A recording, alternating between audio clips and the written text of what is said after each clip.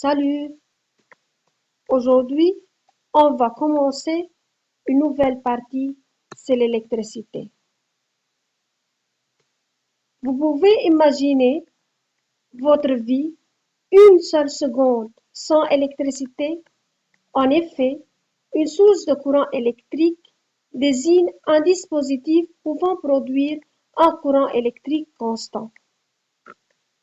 Alors, comment faire un circuit électrique? Et pourquoi se servir de l'électricité? À nos jours, tous les appareils qui nous entourent sont des appareils électriques. C'est pourquoi que l'électricité est une branche très importante dans notre vie quotidienne.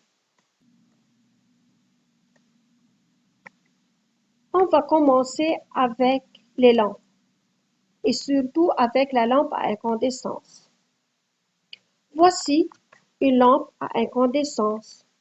Elle est formée d'un culot, voici le culot, d'un plot, d'une ampoule de verre et d'un filament de tungstène.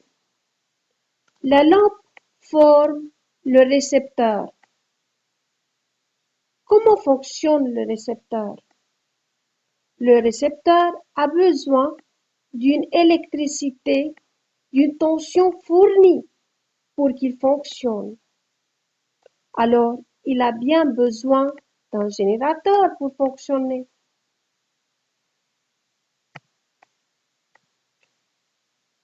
Aujourd'hui, le générateur étudié, ce sont les piles. Ah bon, il y a plusieurs genres de piles.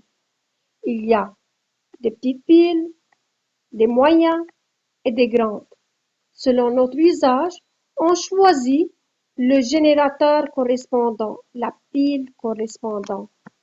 Un générateur est le dispositif qui permet de produire cette énergie électrique, autrement dit, de l'électricité.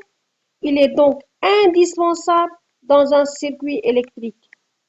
Une pile est un générateur qui utilise une réaction chimique pour produire du courant électrique. Sans générateur, pas d'électricité.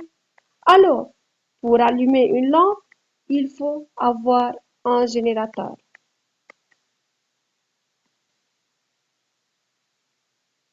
Si j'observe bien les piles, je remarque qu'il y a un borne positif en haut et une borne négative en bas.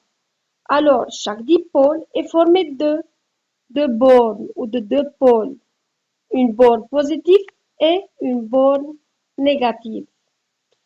Dans la pile 3A, c'est-à-dire AAA, elle est formée de la borne positive en haut et de la borne négative en bas. Par exemple, dans cette pile-là, on a deux petites lames. Celui qui est la plus petite forme la borne négative et la grande forme la borne positive. Chaque dipôle est formé de deux bornes, la borne positive et la borne négative. Une borne, c'est-à-dire un pôle. On distingue des piles rondes et des piles plates. La dernière est une pile plate et l'avant-dernière encore est une pile plate, alors que celle-là est une pile ronde. La pile C est une pile ronde. Alors, on distingue plusieurs formes de piles. N'oubliez pas, la pile forme un générateur. C'est elle qui fournit l'électricité.